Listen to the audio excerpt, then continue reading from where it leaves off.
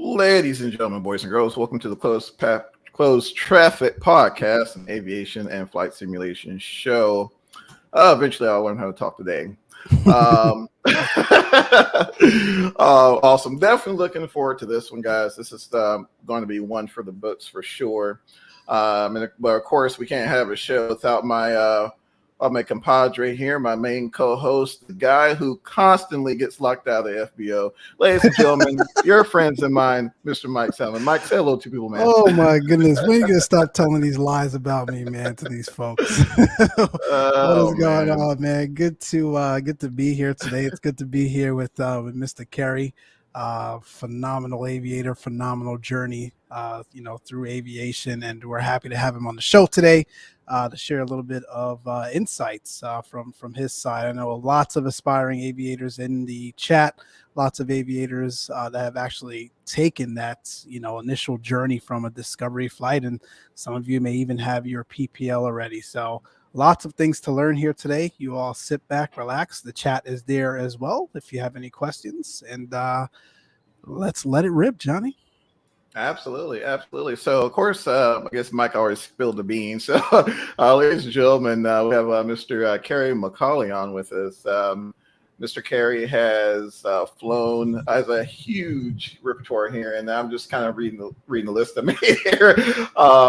Starting rolling 2 series of Discovery Channel's Dangerous Flights, flown almost 50 types of aircraft, 9,000 hours of flight time with almost 20,000 skydives. So I guess without further ado, ladies and gentlemen, I just want to introduce Kerry McCauley. Hello, Mr. Kerry. Hey, guys. How's it going tonight? Doing well. Kerry, I just want to really highlight your journey through the industry, and I think one of the things that really appealed to me was it didn't necessarily encompass just general airline operations, right? I mean, there was just reading your book, which of course we'll drop a link here in the description as well. Just going through your book, there's several occupations that you partook in during your career. So I guess the first question I want to hit you with, Mr. Kerry, is what really sparked that initial flame for aviation? What really brought you to the industry? Well, I was excited about aviation from day one. Really, I'm named after my uncle Kerry McCauley, who was a naval aviator who flew S-2 trackers off of aircraft carriers. And so he was always my hero growing up. It's the guy was a naval aviator, cool. And so growing up, I just knew I was going to be a pilot. Luckily, my best friend, his family owned a flight school in Anoka County in Minneapolis. We spent a lot of summer days hanging out at the airport and doing stuff. And as soon as both of us were 17 years old, still in high school, we joined the Minnesota National Guard and went to Huey Crew Chief School and started riding the back of helicopters. And that's how I got my start in aviation. Wow. And I think that's really interesting as well, because I started out in the Mississippi Army National Guard, and I kind of went a different route, went air traffic control, and never ended up riding into the back of UH-60s at all. But it was an awesome experience. So your time working in the Guard, did that allow you to further pursue your dream, or was it kind of something just to pass time as far as exactly? No, it really did. I mean, I loved being in the Guard. I got to do lots of fun stuff. I was a winter operations instructor, and I got to go to Norway and do a lot of cool infantry stuff because I like shooting the guns and making things explode. But, most of my job was aviation, and I was deeply in it. I flew a lot, and I was actually on the track to go to flight school. And then one of my fellow crew chiefs came back from Africa one day. I said, "What are you doing in Africa?" And he told me about delivering an airplane that his father owned an international aircraft delivery company. I'm like, well, that sounds like the coolest job in the world. Maybe I should go do that. So I did. And boy, did you. Boy, did you. It's you've got a phenomenal story. We don't want to give the book away, obviously. Well, we want to give the book away, but we don't want to give the book away. The story. You might get killed in the book. You never know. Spoiler alert. It's, yeah, we got to just watch what we're saying here. But I can say at a high level, it's a phenomenal story. It's a phenomenal journey. You've certainly had your fair share of close encounters.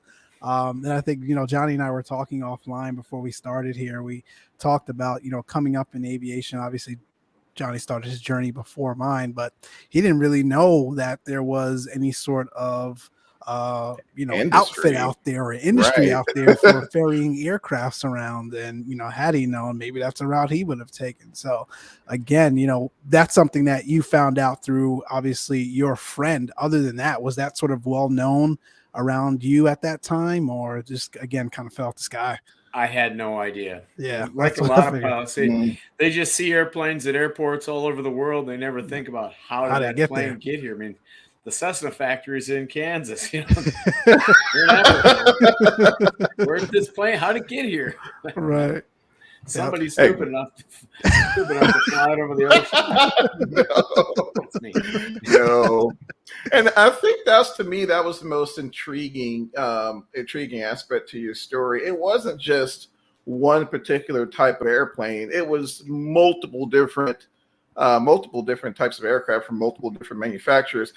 How does one handle that? I guess being in so say, for example, if I'm a ferry pilot, is there any sort of training involved, or is there some sort of, I guess, acclimation period prior to shipping the aircraft? Well, that's actually one of the coolest aspects about being a ferry pilot, in my opinion. One of the things that I like the most about, well, there's two parts to your question. The first part is, how was I trained to become a ferry pilot? And that was basically, I went to Extraordinaire's intensive ferry pilot training program, which consisted of sitting in my boss's office for 3 hours, drinking scotch and listening to him tell me all the different ways you can get killed in the North Atlantic. So I was well prepared before I took off. But one of the fun things about being a ferry pilot is I can go up to literally almost any plane in the world, and with zero training, I mean, never even heard of this plane before. For sure, I've never sat in it or seen it before, and take it off and fly it around the world. I mean, basically, what I do is I'll get up there, and because the reason we don't get any training is once I show up, that means the deal's already done. The seller and the buyer have agreed. The buyer's got his check in the hand, and he's not coming with 100 yards of that plane, or the seller, I should say, because if anything happens to the plane, he's got to give the money back. So he just basically throws the keys to me. So I'll get in the plane, get the pilot's operating handbook out, page through a little bit, look for any emergency procedures, any unusual fuel characteristics or anything, and then turn to the page marks how to start the engine and send it. You're going as fast as I can down the runway, and off you go. That is so awesome. No, that's just amazing. And I'm telling you guys haven't had the opportunity, definitely check out Kerry's book, Ferry Pilot. It's available on Amazon. Also, we'll post a link in the description. But I think that was the thing that really blew my mind. It's just, I'm like, wow, there's there's no training. But I think, to me, at the same time, being exposed to these multiple aircraft, would you say in a sense of a way that made you a better aviator? Oh, definitely. I learned, number one, learn how to read manuals and evaluate systems. The other one is you just get a feel for airplanes. You get a feel for how to keep your speed up, how to make an airplane fly. I don't fly by the numbers so much because I can't memorize all the numbers on all these different airplanes. People Absolutely. Hey, what kind of engine did that plane have? I have no idea. It made a lot of noise. Absolutely. Went really fast. A lot of noise. Who cares?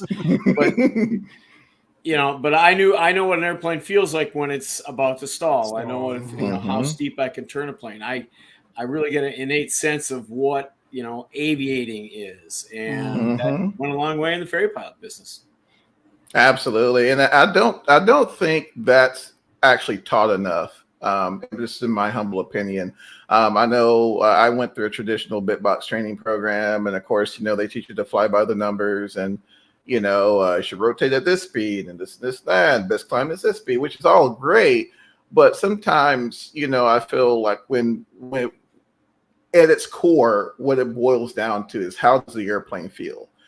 Because I think when you move up with the different sophisticated systems and all that fails, knowing what an airplane feels like when it's about to stall, or unusual attitudes, to me, I think is paramount in one's aviation career, that I really don't think gets hit on. The last time I've heard someone even mention that was a couple years ago, and I've been flying for over 10 years, and it just kind of blows my mind. And I read your book, Kerry, and that was one of the things that really that also struck home to me. It's like actually the art of aviating, and I think that's sorely missed in the industry for sure. Yeah, definitely, I agree, and that you're 100% correct on. That's a part of flight training that's being missed. I mean, everybody's by the numbers. I mean, if you ask me what airspeed my airplane normally rotates at, I have no idea. It flies when it's ready to fly. I just airspeed indicators are very important. Don't get me wrong, and the numbers are Absolutely. important, but you should be able to do without it. I literally did my last year's biennial flight review in an airplane with an inoperative airspeed indicator because it was broken, and the instructor said, "Oh well, do you still want to go?" And I go, "Sure, I don't care." And I did the thing with no airspeed indicator. Instructor didn't know who you were. I'm not saying do that. By the way, my book Ferry Pilot is not a how-to manual. I don't advocate doing any of the stuff I did in the book. I think he says that in the book as well. So yes, he does a number of times. It's phenomenal. I think, to segue off of Johnny's point, I was going to follow up. I think you really pretty much answered it around. Do you think that's sort of missing in today's industry? At really the private pilot level, but maybe even the commercial level, right? We've got so much automation out there today, and I think automation is a fantastic tool. It's great in the sense of being able to have redundancies in the aircraft, but I think there are times where certain things get missed or heavily relied on out there today. And I was kind of wondering, from your perspective and sort of the ranks and the areas that you sort of walk in, do you kind of observe that today yourself as well? Yeah, definitely. Today's flying industry and the CFIs out there who are doing a great job. Don't get me wrong, but everything's very regimented. They've got their little boxes to check, and we did this maneuver, and we did this, and we covered this, and we covered that. And they're not getting a lot of the old-fashioned hand-me-down knowledge from the old geezers who sit around the airport telling stories. And and one of the biggest things I think is being missed these days is emergencies, how to handle emergencies. They tell you a lot about how to not to get into trouble, but not how to survive it once you have made that mistake and gotten into trouble. Right. When you inevitably do something stupid, then how do you get yourself out of it? Or when something breaks. They touch on it briefly, but they don't really cover it much. My son Connor just got his private pilot's license 2 weeks ago, and luckily he's heard me and tell all these stories, but I've kind of been asking him along the way how his training has been, and the stuff that has been missed would fill another whole book. So people need to educate themselves. Wow. Yeah. For No, sure. it's true. I remember doing emergency engine out procedures on the darn check ride, and it was like a 10-second thing. He just wanted to know that, hey, I was gonna check the fuel selectors, check the mags, check the mixture, find a landing spot, and off we went to the next one. So I agree. It's not hit on enough. because it's not a matter of if, it's a matter of when. So totally spot on. Yep. Absolutely. And I would say also, even soft field operations. I trained at a training program out in Phoenix, Arizona, and there wasn't really, I can't think of any time where, we actually had the ability to operate from a soft field. And I was reading, of course, kind of go reading your book. I mean, there's, soft field operations all the time. I mean, especially, if you end up, doing skydiving ops or, what have you. I mean, there's certain characteristics that, they'll describe all day long in the book, but actually feeling the airplane, operating on soft fields, to me is, something that's, not really hit on. But I guess just to kind of segue from that, Mr. Kerry, did the airline industry ever appeal to you during this process? I mean, here you are, you're sending airplanes from across the Atlantic, and did the allure of your standard commercial aviation ever kind of appeal to you during that process? Sort of. Mm-hmm. I never really looked forward to it. Never really had aspirations of being an airline pilot that much. Mm-hmm. I always assumed that's where I would end up because that's what Mm-hmm. happens when you become a Sure. commercial pilot. You have your first couple of jobs doing weird stuff, flying skydivers, hauling checks, hauling freight, maybe ferry flying. Mm-hmm. But eventually you grow up and get a real job and you put your bus driver hat on and you fly airlines around the world, and your fun's over and it becomes a job. But I was lucky enough to get a jump seat in an Airbus back before 9/11, and I thought it was going to be the coolest thing in the world. You get in this big Right. airline and it's like being in the space shuttle. It was awesome. They Mm-hmm. flipped a million switches and did all kinds of cool stuff and fired up the engine, roaring down the runway. Like, yeah, cool. And we flew for about 30 seconds and the co-pilot who was flying went, boop. And that was the last time we touched the controls for 3 hours. And I'm sitting there going, we chatted for a while, but it's like nothing was really going on. And after I said, you mind if I go back in the back and drink beer with the stewardesses for a little bit? Came back in for the landing. The autopilot did everything but the landing. And it's at that I'm like, if I can find some way to make a living besides this, I'm going to try it. So. Oh my goodness! Is that where the skydiving came into play as far as once you left the ferry industry? It did. Skydiving, I was lucky enough to get into it as it was changing over from kind of a bandit, bunch of young, stupid bikers jumping out of planes to kind of an industry, and was able to start making a living at it. And I figured, what, if I can, as long as I can I can always go to the airlines at any point, but let's give this a shot.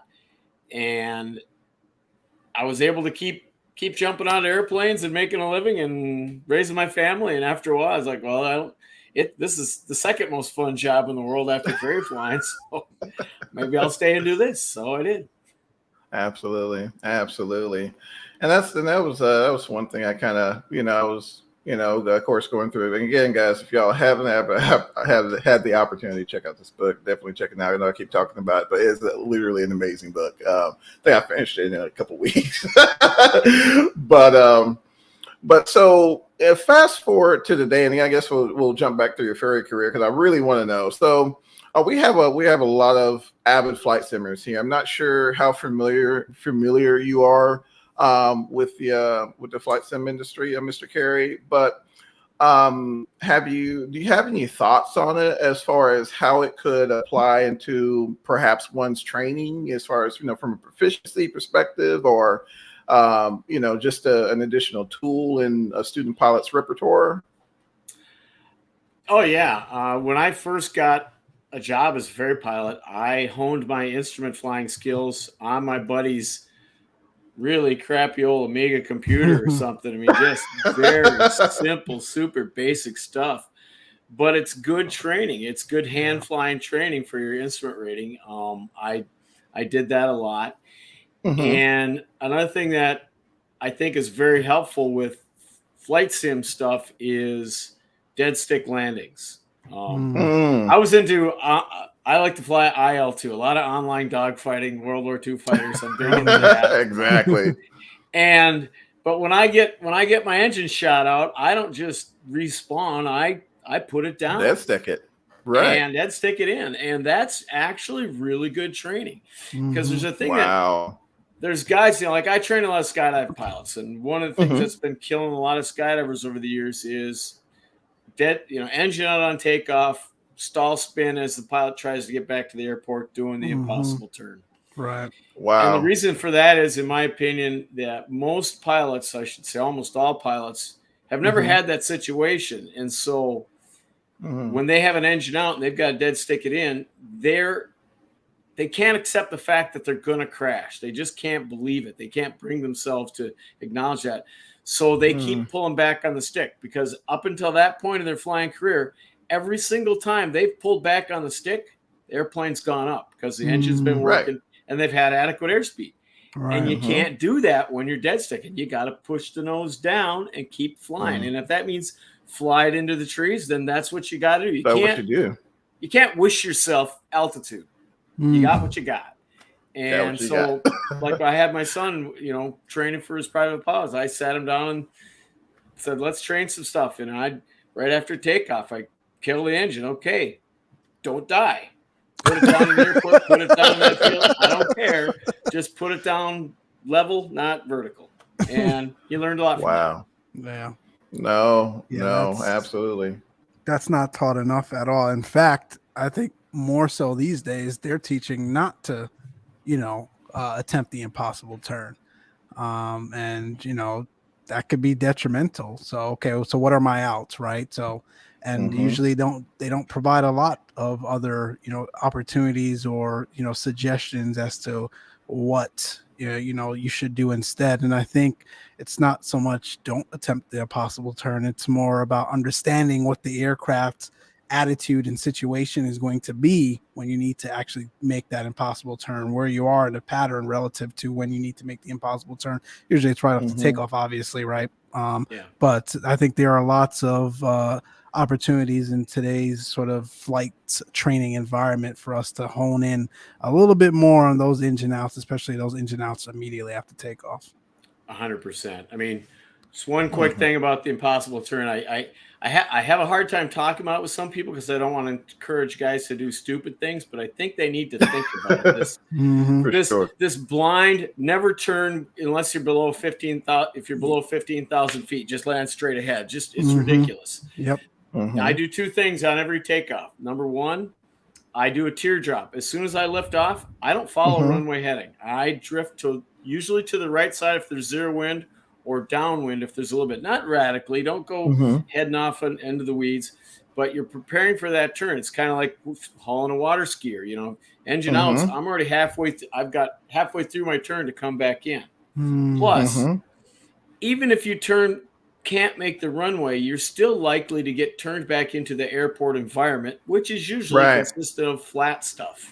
Right. I mean, if it happens in Nebraska and there's a cornfield in front of you, fine, land straight ahead. But take off out of Fort Lauderdale sometime and think about just landing straight ahead.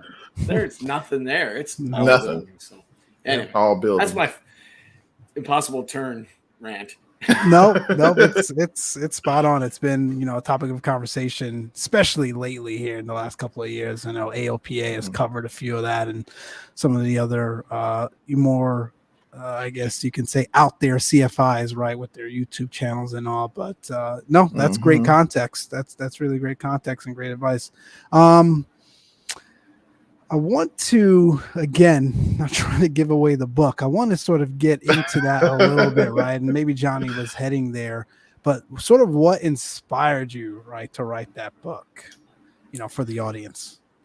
Well, I've been lucky enough or unlucky enough to have a lot of really, really amazing experiences. Some might call them emergencies while carrying airplanes overseas, and managed to survive them. And I would come back from all these trips and tell all my friends and tell the skydivers in my family and, all about these trips. And they all got really tired of hearing the same stories over and over again and say, you can stop boring us in person. Maybe just write it down so we can ignore you from afar. And I just mostly I was writing them down so I wouldn't forget them and so I could pass them on to my kids. And it just kind of kept going and it turned out pretty good. And, my biggest fear was I wouldn't be a good writer. It'd sound like a third grader, but apparently people can stand to listen to my voice, and it worked out okay. And it's been amazing. I'm completely blown away by the results of putting the book out there. It's been on the Amazon's #1 bestseller list for weeks and weeks and weeks, multiple different categories, and people keep buying it and sending me for autographed copies. And I'm going to Oshkosh again this year. Oh, awesome. Oh, man, awesome. I'm going to have my new book. I just finished my second book, so that'll be out. Oh, wow. Yep. Nice. Another fairy flying book. I wasn't out of stories. I just ran out of paper. He just ran out of paper. Wasn't out of stories.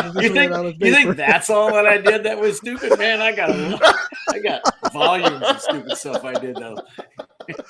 Oh, that's fantastic. Yeah. Oh, the next book is called Dangerous Flights. It's mostly going to be about all the trips that I had when I was on the TV show and all the close calls there, and more entire trips that, so you can see what a real entire ferry flight looks like, from start to finish, instead of just the near-death experiences. But, it's kind of the whole package, the whole adventure. So.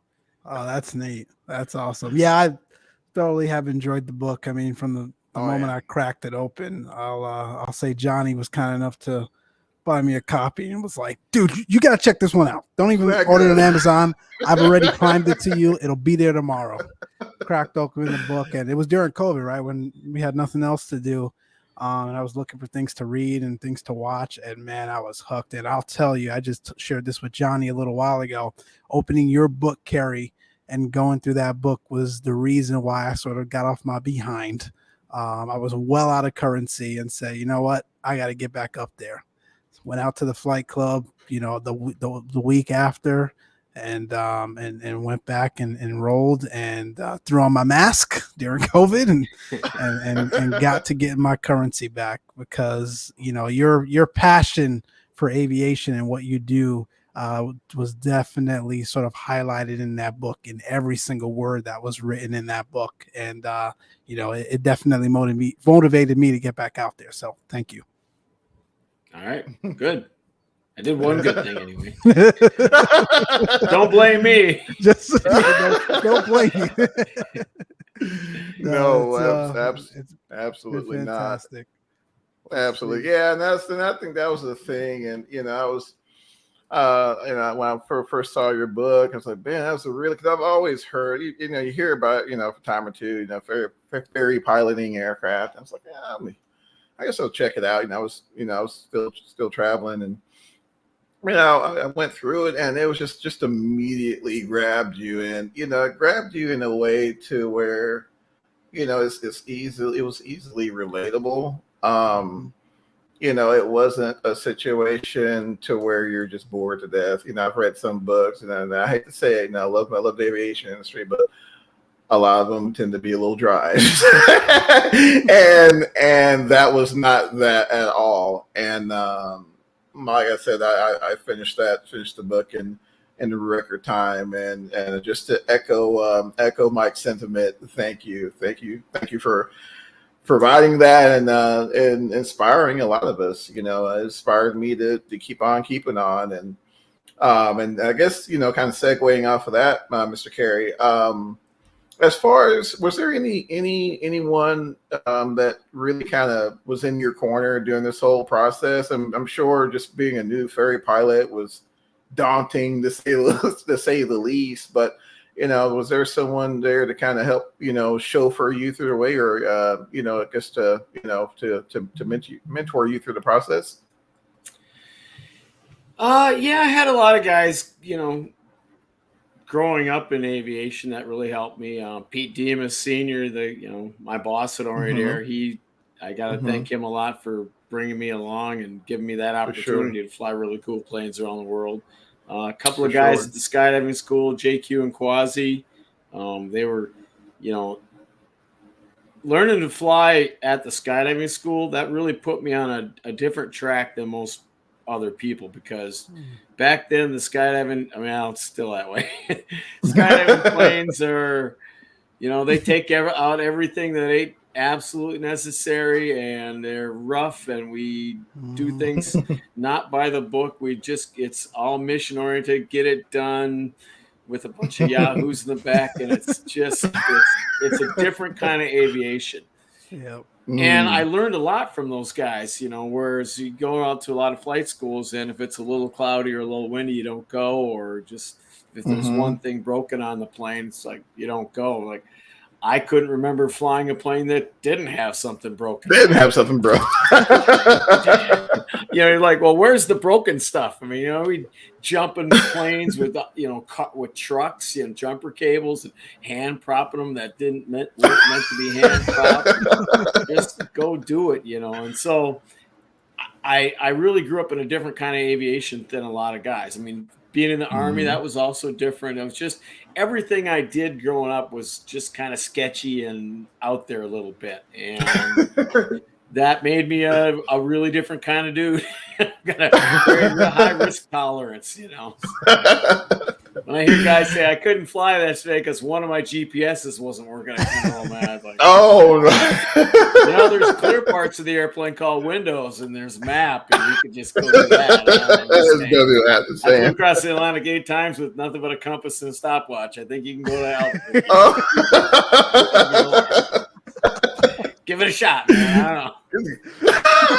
and I think that's what blows me away, with today's aviation. I hadn't been that, nowhere near as long as you have been in the industry, but I did a little pipeline flying way back when, and I mean, we had airplanes that's missing it, instruments all the time. But you had to be done. You just sent it. I mean, it's got oil in it. Yeah. All right, cool. Let's go. And it makes you realize, makes you first, when you do have all the technology, it makes you appreciate it more.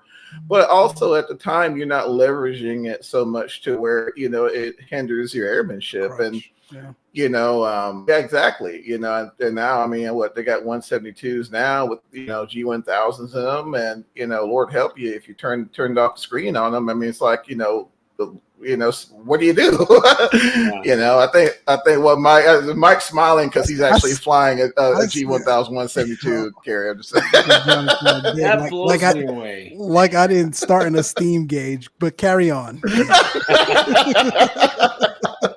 Nah, I'll pick at you, man, because I'm jealous of G1000. But no, I mean, it's just, it just goes to show you, it's, I mean, I think it's great how, things are progressing technologically, but I still think that we shouldn't forget our roots. We shouldn't forget what it's like to actually aviate. And, I think as things start to, I mean, you're hard pressed now to find a new airplane without 3-axis now. And, it's just weird. And, I think, again, going back to your book, it was just refreshing to read all those experiences where it's just pure straight up air work. It wasn't anything else. They got you out of those situations.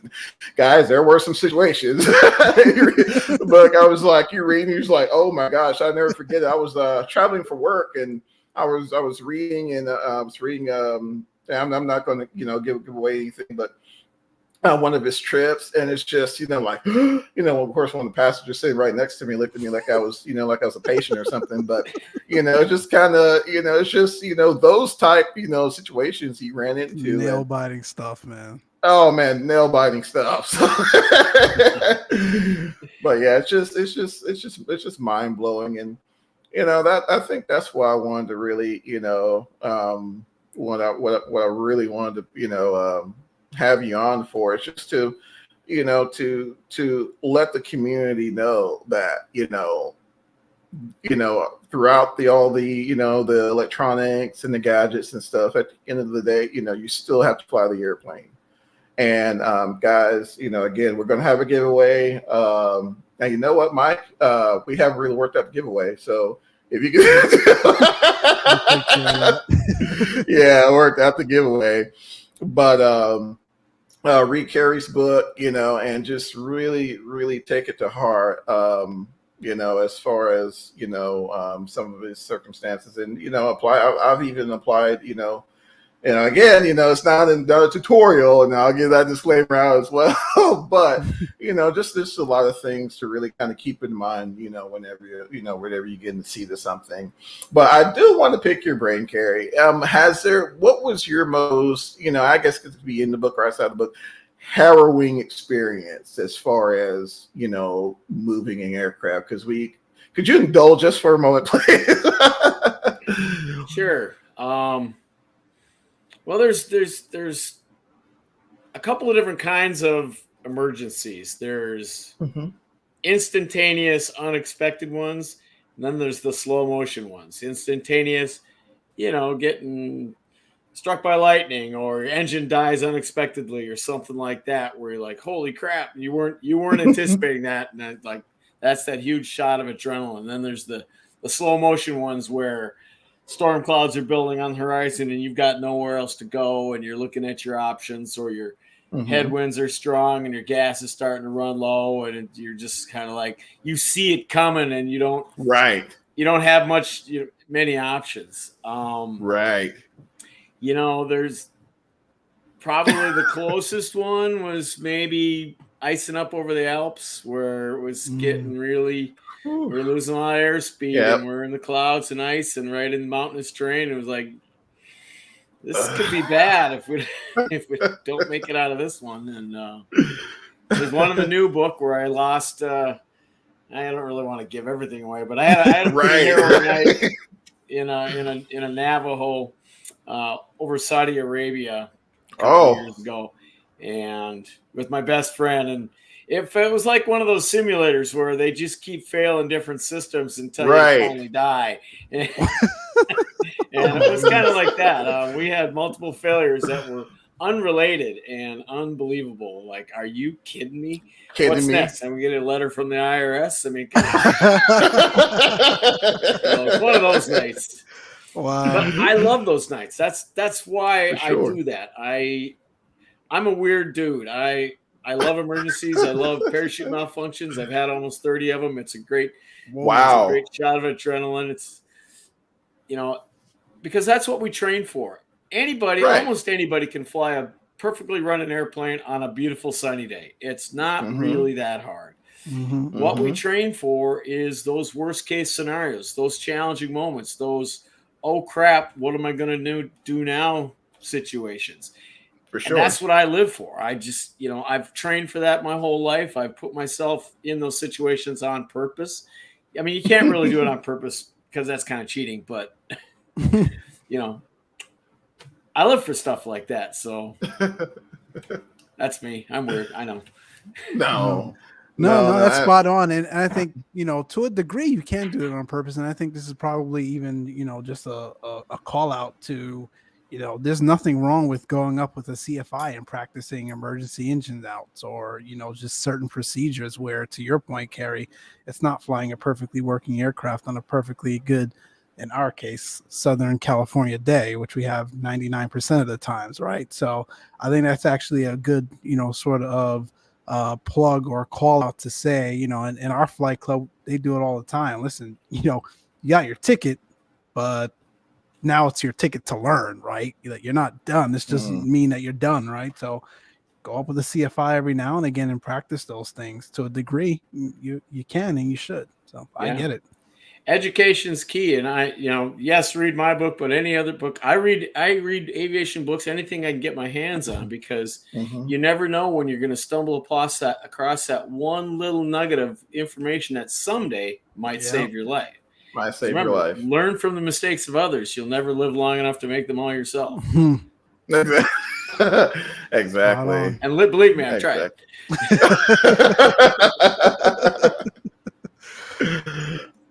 Wow, let's see. Cool. Mountain Man 73. Actually, we have a couple of questions, Kerry, if you didn't mind, sir. Sure. Mountain Man 73 writes, shout out to Charlie. What is Mr. McCauley's favorite airplane?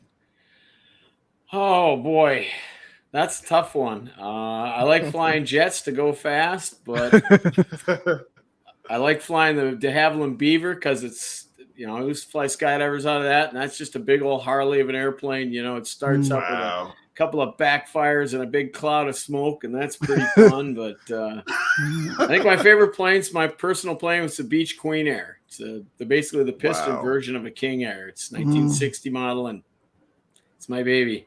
Wow. Wow. It burns all the gas. All three. We were just looking at some King Airs before we started, right, Johnny? Yeah, we're just looking at some King Airs as well. Those Yeah, the things. Queen Air is one you don't hardly hear much of. Yeah, Not that many out there anymore. really. Wow.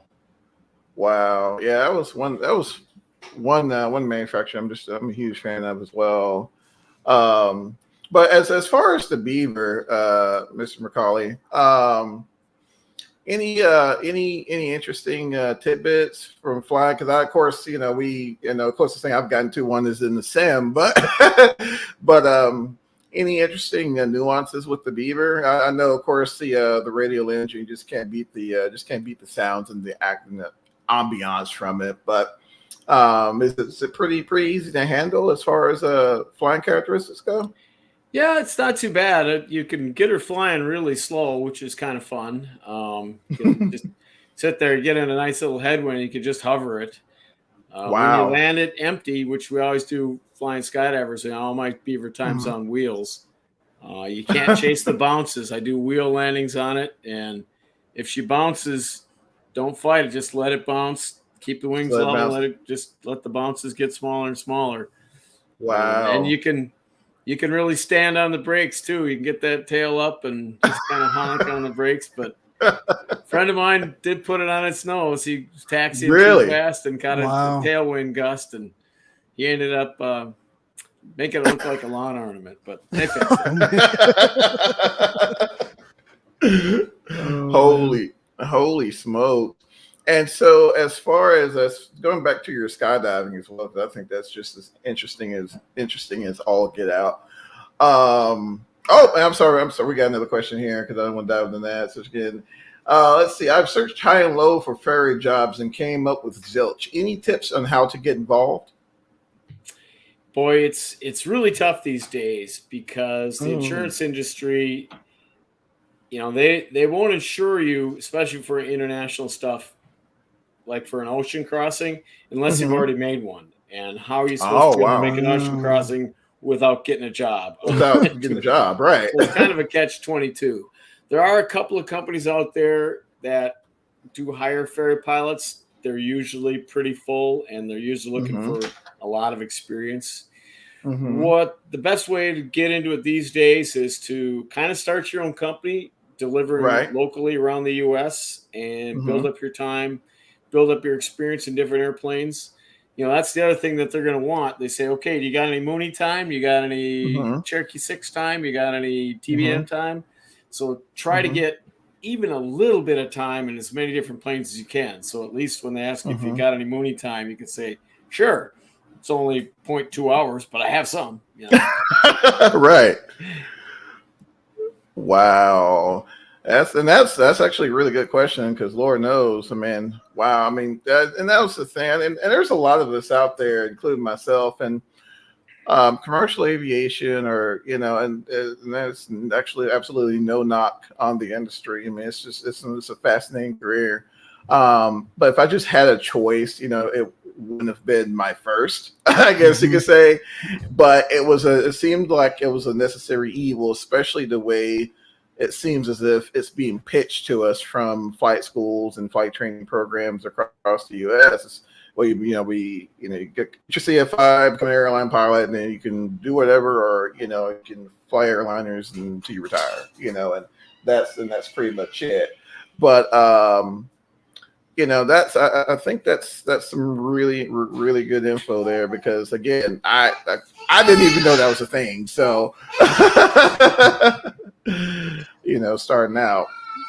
But let's see. And there's another question as well. When you say ocean crossing, does that include island hopping? Sort of. It depends on the islands. Like the Caribbean, it's really not that hard because the islands are, if you follow the chain of islands down from Florida, Turks Caicos, Aruba, or not Aruba, St. Martin down there, you're never really more than 60 miles away from land at any point. And if you climb up above 10,000 feet, you're pretty much within gliding distance. And so it's not really way the heck out there like middle of North Atlantic.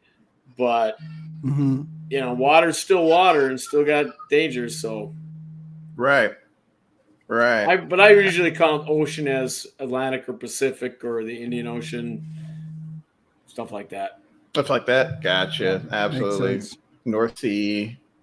Gotcha. Totally understand. Yeah. And actually, and one more thing, I actually wanted to touch bases with you on, Mr. Kerry.